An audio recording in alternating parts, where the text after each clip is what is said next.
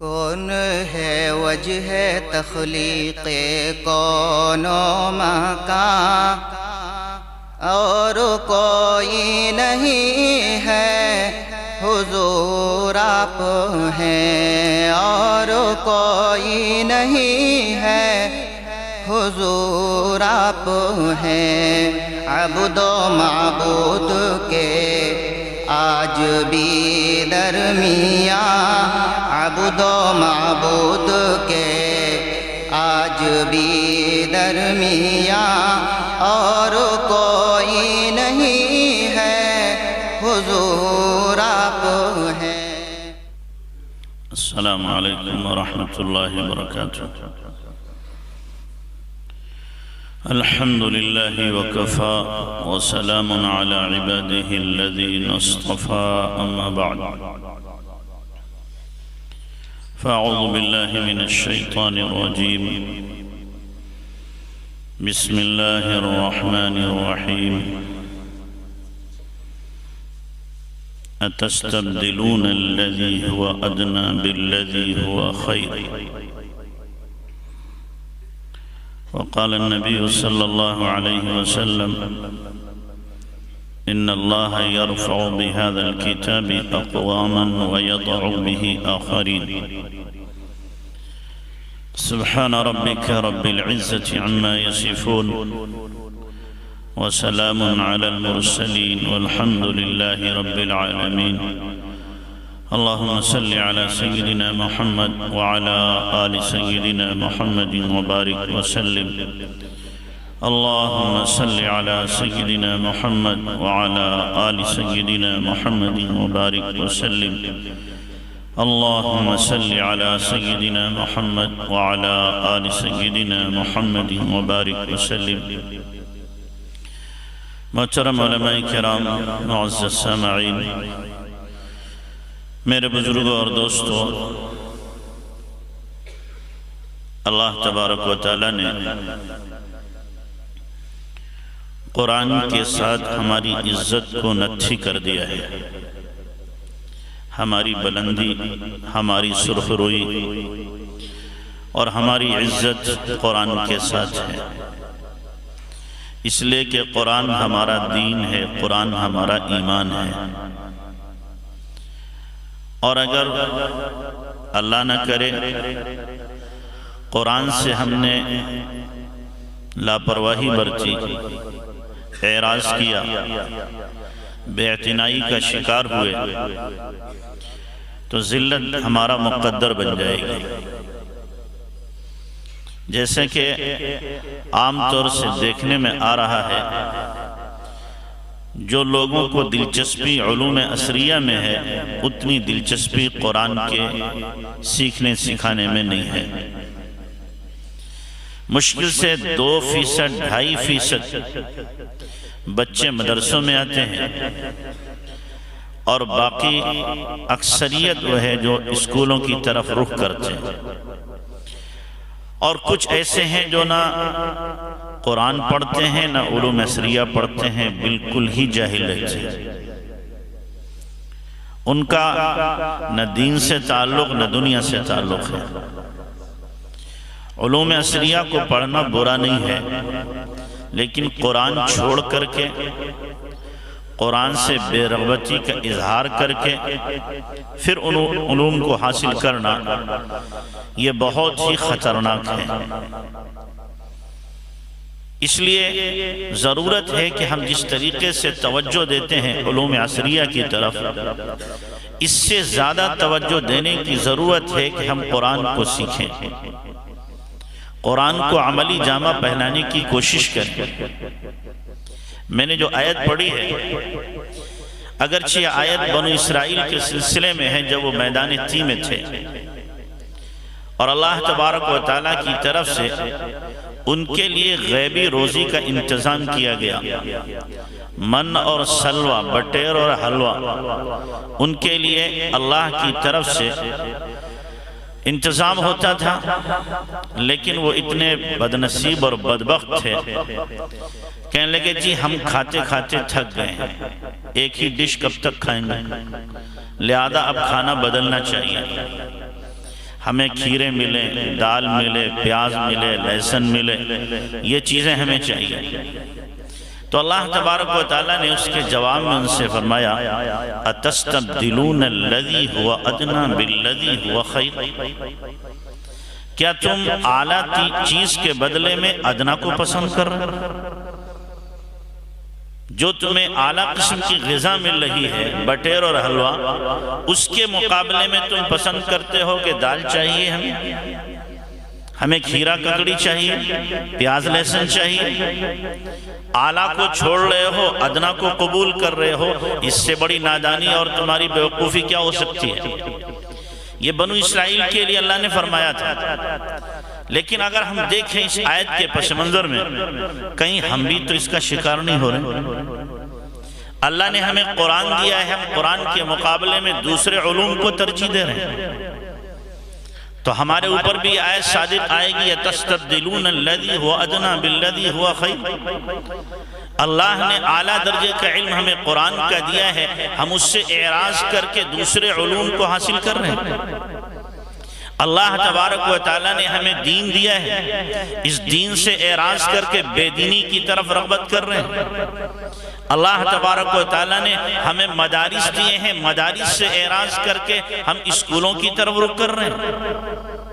اللہ تبارک و تعالیٰ نے ہمیں جناب رسول اللہ صلی اللہ علیہ وسلم کی سنتوں سے نوازا ہے، ہم ان سنتوں کو چھوڑ کر کے غیروں کے طریقے کو اور ان کی زندگی کو اپنا کر کے خوش ہو رہے ہیں۔ کیا یہ استبدلون الذی هو ادنی بالذی هو خیر نہیں کہ ہم اعلیٰ کو چھوڑ رہے ہیں اور ادنا کو کیا کر رہے ہیں؟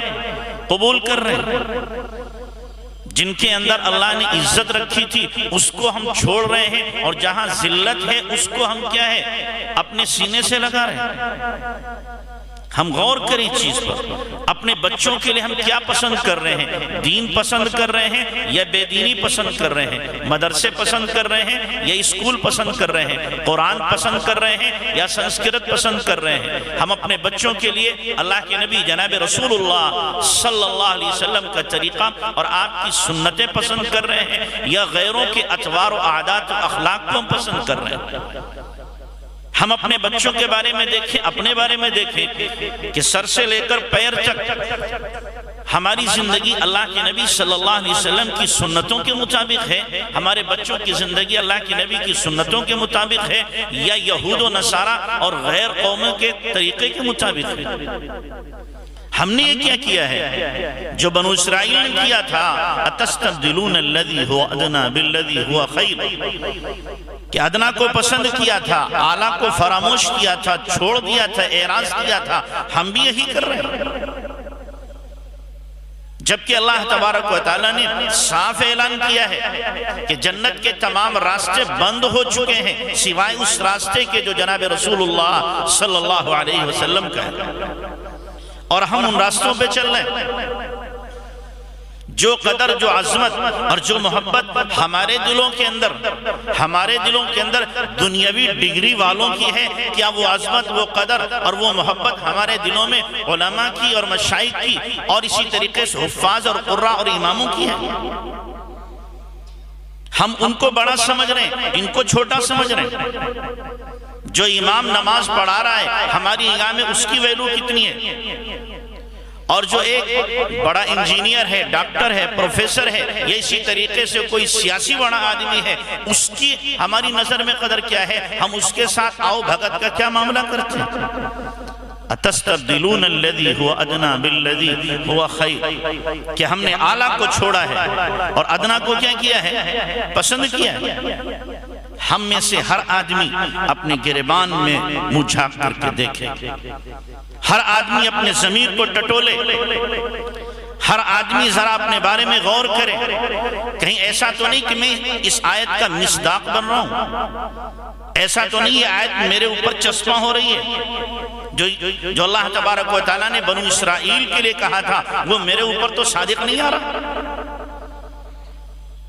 میں منع نہیں کرتا بچوں کے اسکول نہ پڑھاؤ، نہیں، آپ خوب پڑھاؤ بچوں کو۔ ہم چاہتے ہیں کہ ہمارے بچے کیا ہوں، ڈاکٹر بھی ہوں، انجینئر بھی ہوں، پروفیسر بھی ہوں، وکیل بھی ہوں، جج بھی ہوں، ہم یہ چاہتے ہیں، لیکن ساتھ میں ہمیں چاہتے ہیں کہ ڈاکٹر ہو تو ایمان والا ہو، دیندار ہو، انجینئر ہو تو اس کی چھاپ ہو کہ مسلمان انجینئر ہے، اگر وہ پروفیسر ہے کسی کالج میں تو اس کی چھاپ ہو کہ مسلمان پروفیسر ہے، امانت داری دیانتداری کے ساتھ کام کرتا ہے، جج ہو تو بالکل انصاف 100% کرنے والا ہو، کسی طرح کی رشوت قبول کرنے والا نہ ہو، ایمان اس کے دل کے اندر ٹھاٹھے مار رہا ہو، بڑی سے بڑی رشوت کو پائے حقارت سے ٹھکرا دیتا ہو کہ نہیں، ہم اپنے عدل و انصاف کا سودا نہیں کر سکتے، ہم ظالم کو پناہ دینے والے نہیں ہیں، ہم مظلوم کی حمایت کرنے والے ہیں۔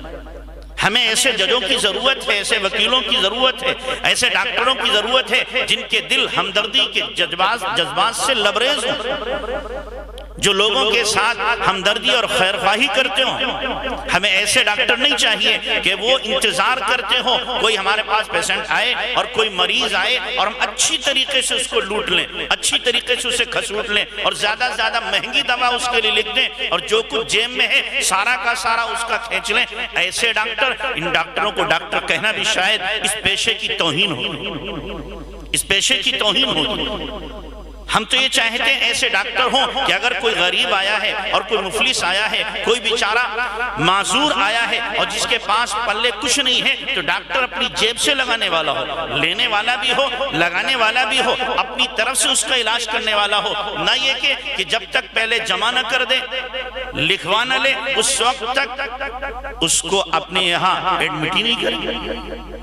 تو ہم ایسے ڈاکٹروں کے کیا ہے، خواہش مند ہیں، چاہتے ہیں، لیکن یہ اسی وقت ہوگا کہ جب انہوں نے پہلے اپنے ایمان پر محنت کی ہوگی، دین کو اپنی زندگیوں کے اندر لانے کی کوشش کی ہوگی، قرآن کو انہوں نے قرآن کا حق سمجھا ہوگا، قرآن کا حق دیا ہوگا، کسی کے پاس رہ کر کے انہوں نے اسلامی آداب کو سیکھا ہوگا، اسلامی معاشرت کو سیکھا ہوگا، اسلامی معاملات کو سیکھا ہوگا، اسلامی اخلاق کے مطابق اپنی زندگی کو ڈھالا ہوگا، تب تو ہو سکتا ہے، ورنہ ممکن ہی نہیں ہے کہ یہ پیشے ہوں اور ساتھ ساتھ میں ان کے ساتھ ان پیشوں کا حق ادا کرنے کا جذبہ ہو۔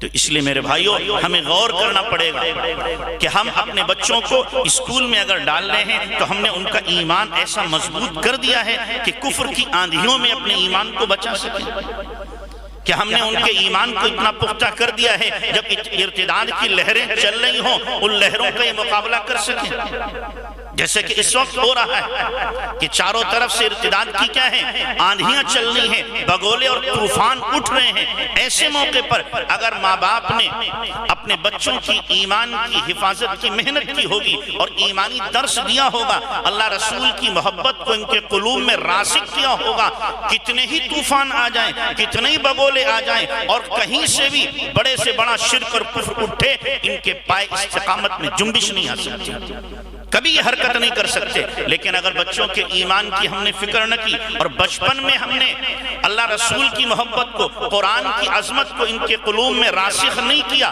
جناب رسول اللہ صلی اللہ علیہ وسلم کی سنتوں سے ان کی زندگی کو اگر ہم نے نہیں سجایا ہے، تو یاد رکھنا اسکول میں جانے کے بعد جو ایمان سوز ماحول ہوتا ہے اور اسلام مخالف بول بولے جاتے ہیں اور طرح طرح کے شرکیہ اعمال کرائے جاتے ہیں، ہمارے بچوں کے اور بچیوں کے ایمان کا بچنا بہت مشکل ہے، بلکہ یوں کہا جائے ناممکن ہے تو جائز ہے۔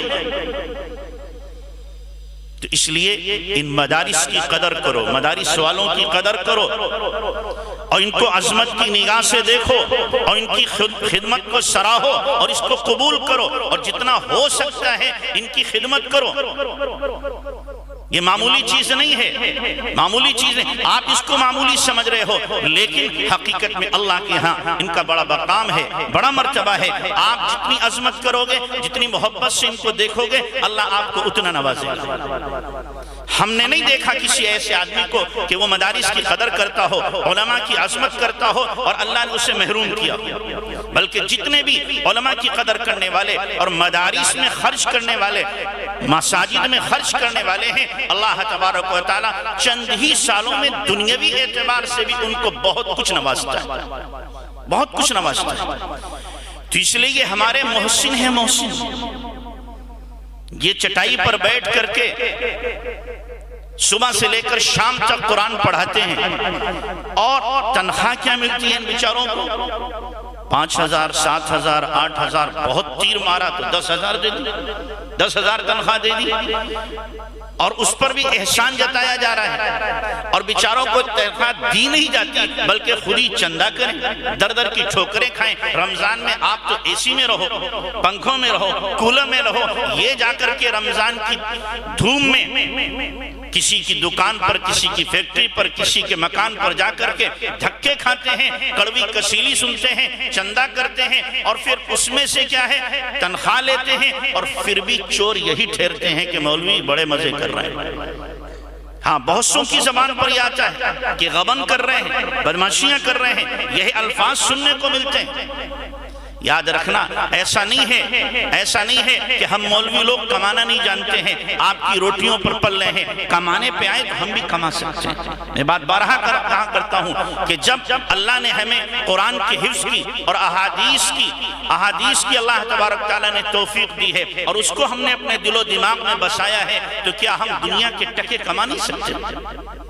اگر اس لائن میں ہم آئیں گے تو ہمیں بھی کیا ہے، اللہ ہماری مقدر کی روزی دے گا، ہم بھی کما سکتے ہیں. لیکن ہمارے سامنے مسئلہ جو ہے، میں کہا کرتا ہوں 2 مسئلے ہیں، 2 وجہوں سے ہم ادھر قدم نہیں رکھتے. ایک تو یہ مسئلہ ہے کہ اگر سارے علماء، سارے حفاظ کمانے پہ لگ گئے، تجارت کرنے لگے، اور اپنی لائنیں کمانے کی انہوں نے اپنا لی، تو یہ جو آنے والی نرسری ہے اور یہ ہمارے چھوٹے نونہال اور ہماری نسل ہے، یہ تباہ ہو جائے گی. ان کے ایمان کا مسئلہ، ان کو قرآن کون پڑھائے گا، انہیں سنت کون بتائے گا، ان کو اللہ کے گھر سے کون قریب کرے گا، اور ان کو جناب رسول اللہ صلی اللہ علیہ وسلم کے طریقے اور آپ کے اخلاق پر لانے کی کوشش کون کرے گا؟ سارے علماء اگر لگ گئے تو یہ نونہال تو بچپن ہی سے مرتد ہو جائیں گے، کلمے سے محروم ہو جائیں گے. ان نونہالوں کی فکر ہے جس کی وجہ سے علماء کیا ہے، ان چٹائیوں سے اپنے آپ کو نتھی کیے ہوئے ہیں، اور ہر طرح کی کڑوی کسیلی کیا ہے سہ رہے ہیں. اور دوسری وجہ یہ ہے، ہم نے جو علم سیکھا ہے، کل قیامت کے دن اللہ کے ہم سے سوال ہونا ہے، ماذا عمل بما علم، کہ جو تیرے پاس علم تھا اس پر عمل کیا. عمل میں یہ بھی تو ہے کہ جو سیکھا ہے اس کو سکھاؤ. اللہ کے نبی صلی اللہ علیہ وسلم نے فرمایا کہ علم سیکھو اور دوسروں کو کیا کرو، سکھاؤ. ایک مرتبہ اللہ کے نبی صلی اللہ علیہ وسلم نے فرمایا کہ کچھ لوگ ایسے ہیں جو علم سیکھتے نہیں ہیں، اگر انہوں نے علم نہ سیکھا تو میں سخت سزا دوں گا. پھر فرمایا کچھ لوگ ایسے ہیں جن کے پاس علم ہے اور سکھاتے نہیں ہیں، اگر انہوں نے نہ سکھایا تو میں ان کو سخت سزا دوں گا. تو صحابہ سمجھ گئے کہ آپ کا روح سخن کیا ہے. قبیلہ اشعریین کے لوگ مخاطب تھے، انہوں نے آ کر کے معذرت کی. اللہ کے نبی صلی اللہ علیہ وسلم 1 سال کی ہمیں مہلت دے دیں، ہم اپنے علاقے والوں کو علم سکھا دیں گے، قرآن سکھا دیں گے. اللہ کے نبی نے ان کی پکڑ کی ہے. اللہ کے نبی صلی اللہ علیہ وسلم نے ہمیں مکلف بنایا ہے اس بات کا، بلغوا عنی ولو آیتن. ایک بات معلوم ہے، ایک آیت معلوم ہے، اس کو بھی تم کیا کرو، دوسروں کو سکھاؤ. اللہ کے نبی صلی اللہ علیہ وسلم نے اسی لیے فضائل بیان کیے ہیں، خیرکم من تعلم القرآن وعلمہ. تمہیں سب سے بہتر وہ ہے جو قرآن سیکھے اور قرآن سکھائے، تاکہ ہم قرآن سے نتھی رہیں، قرآن سے جڑے ہوئے رہیں. تو یہ ہمارے سامنے مسئلہ ہے، اس لیے ہم لوگ کیا ہے، قرآن سے جڑے ہوئے ہیں، حدیث سے جڑے ہوئے ہیں، اور اللہ کے نبی صلی اللہ علیہ وسلم کے جو علوم ہیں، ان علوم کو امت میں پھیلانے کی حتی الامکان اپنی وسعت بھر کوشش کر رہے ہیں. تو اسی لیے یہ نہ سمجھو کہ مولوی ہماری روٹیوں پہ پل رہے ہیں، یہ اپنے ذہن سے نکال دو. کوئی کسی کی روٹی پہ نہیں پلتا. اللہ صاف فرما رہا، نحن نرزقکم وإیاہم ان اللہ هو الرزاق ذو القوة المتین وما من دابۃ فی الارض الا علی اللہ رزقها. سب کی روزی اللہ کے ذمہ ہے. ہاں، ذرائع الگ الگ اللہ بنا دیتا ہے. کسی کا ذریعہ تجارت ہے، کسی کا ذریعہ زراعت ہے، کسی کا ذریعہ مزدوری ہے، کسی کا ذریعہ پڑھنا پڑھانا ہے، کسی کا ذریعہ کچھ اور ہے. ذرائع الگ ہیں لیکن دینے والا اللہ ہی ہے. تو اس لیے اپنے ذہنوں کو صاف رکھو اور اپنے بچوں پر خصوصی کیا ہے نگرانی رکھو، خصوصی نگرانی کرو، ان کی تربیت کرو، ایمانی تربیت، اسلامی تربیت اور شریعت کے مطابق ان کی زندگیوں کو ڈھالنے کی کوشش کرو، اور ان مدارس کی قدر کرو۔ احسان مند ہو مدارس میں پڑھانے والوں کے اور پڑھنے والوں کے، کہ ان کی وجہ سے اللہ تبارک و تعالی بہت سی بلاؤں کو، آفتوں کو ٹال دیتا ہے۔ جہاں قرآن پڑھا جا رہا ہے، قال اللہ قال الرسول کی صدائیں بلند ہو رہی ہیں، تو وہاں پر فرشتے عذاب کیسے لے کر کے آئیں؟ کیسے لے کر آئیں؟ وہاں تو اللہ فرما رہا ہے اذا قرئ القرآن فاستمعوا له وانصتوا لعلكم ترحمون۔ جب قرآن پڑھا جائے گا، سنا جائے گا تو رحمت نازل ہوگی، عذاب نہیں نازل ہوگی، وہاں رحمتوں کی برسات ہوگی۔ تو اس لیے محسن ہیں ہمارے، ان کو قدر کی نگاہ سے دیکھو، عظمت کرو، اور جو ہو سکتا ہے خرچ کرو، جو ہو سکتا ہے کیا کرو؟ خرچ کرو۔ یہ نہیں کہ جناب یہ لینے جائیں گے تو ہم دیں گے۔ آپ کا فریضہ یہ بنتا ہے کہ مدارس میں خود لے کر کے آؤ، کہ مولانا صاحب یہ قبول کر لو، یہ زکوٰۃ کا پیسہ، یہ امداد کا پیسہ، یہ ایصال ثواب کا پیسہ ہے، آپ اس کو قبول کرو، آپ کا احسان ہو۔ نہیں کہ مولانا صاحب بار بار ان کو چکر لگوا، مولانا صاحب آج نہیں کل آنا، ایک ہفتے کے بعد آنا، ابھی میرے پاس نہیں نقدیں، پھر آ جانا۔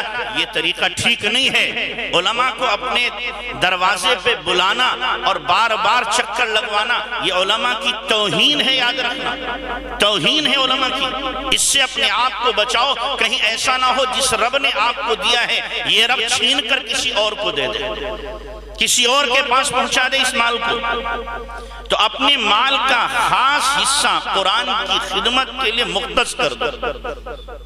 میں نے بھی آیا تھا، وہاں بھی کہا تھا کہ کم سے کم 5% ہماری کمائی کا حصہ کس پہ لگے؟ قرآن کی خدمت پہ لگے۔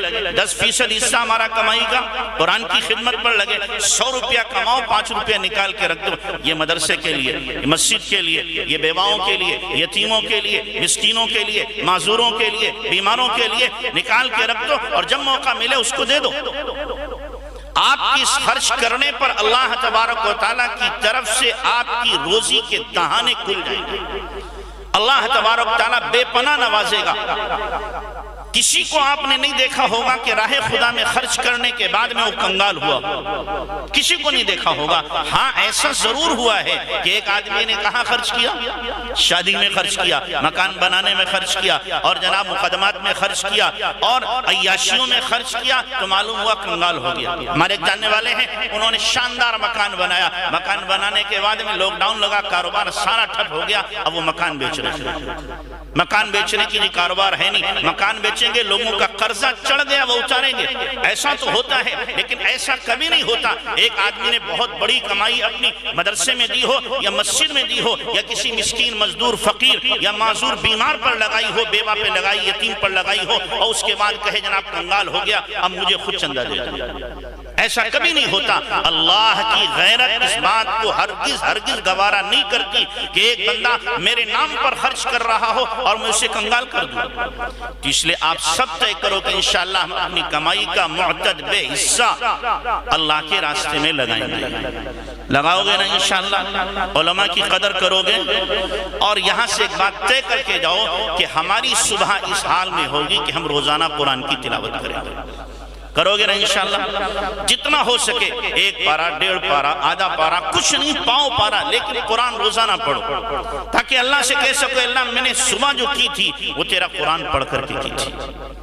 نماز اور اس کے بعد قرآن پڑھو، تاکہ قرآن کا نور ہمارے سینوں میں منتقل ہو۔ اب جہاں جائیں اس نور کو لے کر کے جائیں، نور کو لے کر کے جائیں۔ کرو گے نا انشاءاللہ؟ اللہ عمل کی توفیق عطا فرمائے۔ چونکہ ہمیں عصر کی نماز پڑھنا ہے راستے میں، اسی لیے اس پر بس کرتے ہیں۔ جو کہا سنا گیا اللہ ہمارے قلوب میں اس کو اتارے اور عملی جامہ پہنانے کی توفیق عطا فرمائے۔ وآخر دعوانا ان الحمدللہ رب العالمین۔